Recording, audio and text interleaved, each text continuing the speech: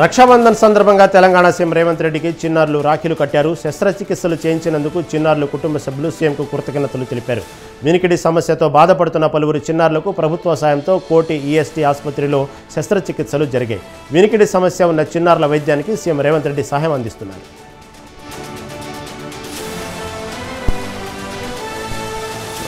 రైతులకు రుణమాఫీ జరగలేదని కాంగ్రెస్ ప్రభుత్వం మాట తప్పిందని బీఆర్ఎస్ చేస్తున్న ఆరోపణలు పీసీసీ మీడియా కమిటీ చైర్మన్ సామ రామ్మోహన్ రెడ్డి ఖండించారు. 10 ఏళ్ల బీఆర్ఎస్ హయాంలో ఎంతమందికి రుణమాఫీ చేసిందో చెప్పాలని ఆయన డిమాండ్ చేశారు. ఏకకాలంలో 2 లక్షల రూపాయల రుణమాఫీ చేసిన ఘనత కాంగ్రెస్ది అన్నారు. కేటీఆర్ కళ్లు నెత్తికి ఎక్కి మాట్లాడుతున్నారని సామ మండిపడ్డారు. మంత్రి కొండా సురేఖ పుట్టినరోజు సందర్భంగా ముఖ్యమంత్రి రేవంత్ రెడ్డి శుభాకాంక్షలు తెలిపారు. రాష్ట్ర ప్రజల సంక్షేమం అభ్యున్నతికై పాటుపడుతూ మంత్రి సురేఖ మరెన్నో కీర్తి శిఖరాలు చేరుకోవాలని సీఎం ఆకాంక్షించారు. శుభాకాంక్షలు తెలిపిన సీఎం రేవంత్ రెడ్డికి సురేఖ కృతజ్ఞతలు తెలిపారు. సీఎం మార్గనిర్దేశంలోనే ప్రజాసేవ పరమావధిగా ముందుకు సాగుతానని మంత్రి సురేఖ చెప్పారు. యాదాద్రి భువనగిరి జిల్లా చౌటప్పల్లోని కస్తూర్బా గాంధీ బాలికల విద్యాలయం విద్యార్థినులతో ఇసుకలు మోయించడం విమర్శకులు దారితీసింది. రాఖీ పండుగ రోజు ఎమ్మెల్యే కోమటిరెడ్డి రాజగోపాల్ రెడ్డి పర్యటన ఉండటంతో విద్యార్థినులతో ఎస్ఓ భవానీ ఇటుకలు మోయించారు. విద్యార్థులతో పనిచేయించడం తప్ప అని ఎస్ఓ భవానీ సమాధానం చెప్పడం చర్చనీయాంశమైంది. జీవకోటి మనుగడలో కీలక పాత్ర పోషించే చెట్లకు మహబూబాబాద్ జిల్లా మందకొమ్మరమ్మ నగర్లో వృక్షాబంధన కార్యక్రమం జరిగింది. మహిళలతో కలిసి వన సంరక్షకుడైన దైదా వెంకన్న చెట్లకు పసుపు కుంకుమలు పెట్టి రాఖీలు కట్టి మంగళహారతులిచ్చి వృక్షాబంధన వేడుక జరిపారు. వృక్షో రక్షితే రక్షితః నినాదంతో ప్రతి ఒక్కరూ మొక్కలు నాటి పర్యావరణాన్ని రక్షించాలని వెంకన్న పిలుపునిచ్చారు. ఎక్సైజ్ కానిస్టేబుల్గా శిక్షణ పూర్తి చేసి విధుల్లో చేరేందుకు ఆబ్కారీ భవన్కు వచ్చిన వారికి అసిస్టెంట్ కమిషనర్ అనిల్ కుమార్ రెడ్డి పలు సూచనలు చేశారు. ప్రభుత్వ కొలువులో చేరిన మీరంతా పని నేర్చుకోవడంపై దృష్టి పెట్టాలని అన్నారు. ఎక్సైజ్ పోలీస్ అకాడమీలో 90 రోజుల శిక్షణ 45 రోజుల ఫీల్డ్ వర్క్ చేసిన కానిస్టేబుళ్లకు విధుల్లో చేరేందుకు 58 మందికి పోస్టులు ఇప్పించారు. ఎన్టీఆర్ జిల్లా మైలవరం సెగ్మెంట్ సమగ్రాభివృద్ధి కలిసి పనిచేద్దామని ఎమ్మెల్యే కృష్ణప్రసాద్, విజయవాడ ఎంపీ కేశినేని చిన్ని అన్నారు.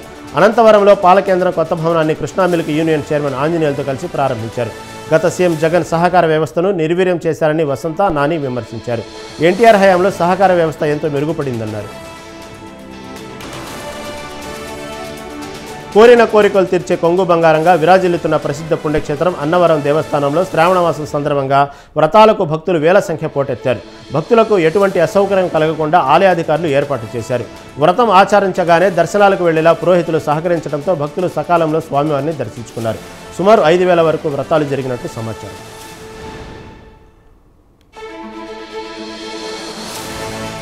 జూనియర్ డాక్టర్ల నిరసనకు వరంగల్ పశ్చిమ ఎమ్మెల్యే నాయని రాజేందర్ రెడ్డి సంఘీభావం తెలిపారు. వైద్యులకు కోల్కతా లాంటి సంఘటనలు జరగడం బాధాకరమన్నారు. కోల్కతా దారుణ ఘటనలో నిందితులు కఠిన శిక్ష పడేలా చర్యలు చేపట్టాలని నాయని కోరారు. ప్రతి మహిళలో తల్లి, సోదరిని, స్నేహితురాలని చూడాలన్నారు. నాయనికి జూడాలు రాఖీ కట్టారు.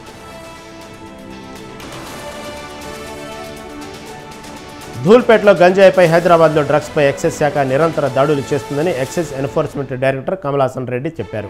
ఆగస్టు 31 నాటికి జిల్లాలో నాటుసారా లేకుండా చేయడం, ధూల్పేటలో గంజాయి లేకుండా చేయడమే లక్ష్యంగా తనిఖీలు, దాడులు చేస్తున్నామన్నారు. ఆపరేషన్ ధూల్పేటలో 30 కేసులు నమోదు చేసి 54 మందిని రిమాండ్కు పంపి 28 మందిని బైండ్ ఓవర్ చేశామన్నారు.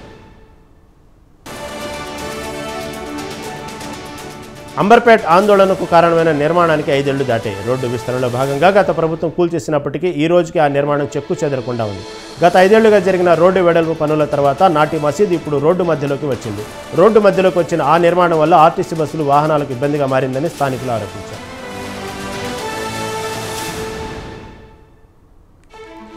రక్షాబంధన్ వేళ మనసును కదిలించే సన్నివేశం జరిగింది. మంచిర్యాల జిల్లా రామకృష్ణాపూర్ సోషల్ వెల్ఫేర్ గురుకుల పాఠశాల విద్యార్థులు దాసరి అస్విక సహస్రాలతో రాఖీ కట్టించుకునేందుకు వచ్చిన తమ్ముడు జితేంద్రని స్కూలు లోపలికి అనుమతించలేదు. దీంతో తండ్రి భుజంపైకి ఎక్కి హాస్టల్ గదిలో ఉన్న అక్కలతో జితేంద్ర రాఖీ కట్టించుకున్నాడు. అమీర్పేట్ మైత్రివనం చౌరస్తా వద్ద జరిగిన రోడ్డు ప్రమాదంలో 19 ఏళ్ల యువకుడు ప్రసాద్ మృతి చెందాడు. బేగంపేట వెళ్తున్న ప్రసాద్ను హైటెక్ సిటీ నుంచి వస్తున్న కారు ఢీకొట్టింది. దీంతో స్పాట్లోని ప్రసాద్ మృతి చెందాడు. ప్రమాదానికి కారణమైన కారును ఓ మహిళ నడిపినట్లు తెలుస్తుంది. మృతుని బంధువులు ఎస్ఆర్ నగర్ పోలీస్ స్టేషన్ వద్ద ఆందోళన చేశారు. నిజామాబాద్లో వర్షం బీభత్సం సృష్టించింది. ఒక్కసారిగా మేఘాలు కమ్ముకొచ్చి 3 గంటల పాటు భారీ వర్షం కురిసింది. దీంతో నగర ప్రజలు, ప్రయాణికులు తీవ్ర ఇబ్బందులు పడ్డారు. రైల్వే కమాన్ కింద భారీగా వర్షం నీరు చేరడంతో ఆర్టీసీ బస్సు చిక్కుకుపోయింది. లోతట్టు ప్రాంతాలు నాందేవాడ, ఆదర్శ్ నగర్, చంద్రశేఖర్ కాలనీలో వాన నీరు ఇళ్లలోకి చేరింది. నిజామాబాద్ ఉమ్మడి జిల్లా వరప్రదాయని నిజాం సాగర్కు స్వల్పంగా వరద నీరు వచ్చి చేరుతుంది. ప్రాజెక్టు ఎగువ కురుస్తున్న వర్షాలకు 750 క్యూసెక్కుల వరద నీరు వచ్చి చేరుతున్నట్లు నీటిపారుదల అధికారులు తెలిపారు. నిజాం సాగర్ ప్రాజెక్టు పూర్తి స్థాయి నీటి మట్టం 1405 అడుగులు కాగా ప్రస్తుతం 1390.33 అడుగులుగా ఉంది.